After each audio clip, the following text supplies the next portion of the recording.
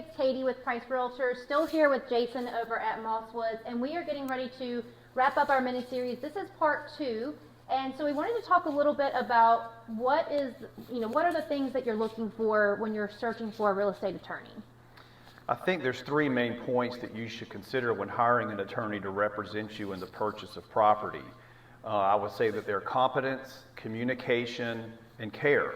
One is competence. I think gone are the days of a general practitioner doing closings. The practice of law has now become so specialized in all of its areas that you need to look for someone that specializes in real estate closings. There are so many pitfalls in the process, not only of searching title correctly, making sure that people own the property. There are IRS rules that if you do not meet in a closing, that the seller's tax will become the buyer's tax. And so these things need to be considered when you're looking at an attorney, and a specialist is someone who does those each day and can meet those criteria. The other one is communication. I think it's important that you have an attorney that you feel free to call and to speak with that can communicate with you about things that they find in the title search that may be issues for you to consider down the road.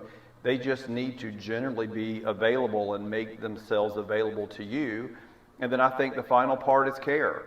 There are things that come up in a closing afterwards that need to be addressed. I have found in my practice that a lot of attorneys will just tell the buyer, the closing is over, I'm not going to help you with that anymore.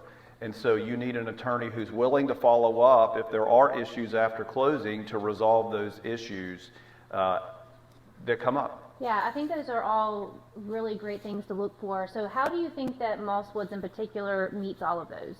Well, what we try to do here is, one, I specialize only in real estate closings. I don't practice any other area of law.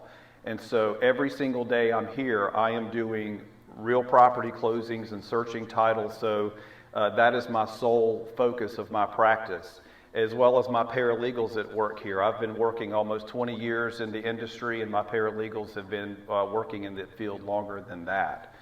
Communication, I try to reach out to the client directly when I get the closing in and let them know that I want them to call me with questions, and I want to always be available to them, but I also want to talk to them about issues that could come up in closing and really explain the process to them up front about what they should expect with the closing.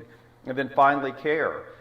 We really try to make ourselves available to the people to make sure we have enough appointments on the calendar that if their closing does move around, we will fit them in, and also to help them with any issues that do come up after closing, whether good or bad. So that is how we try to meet those.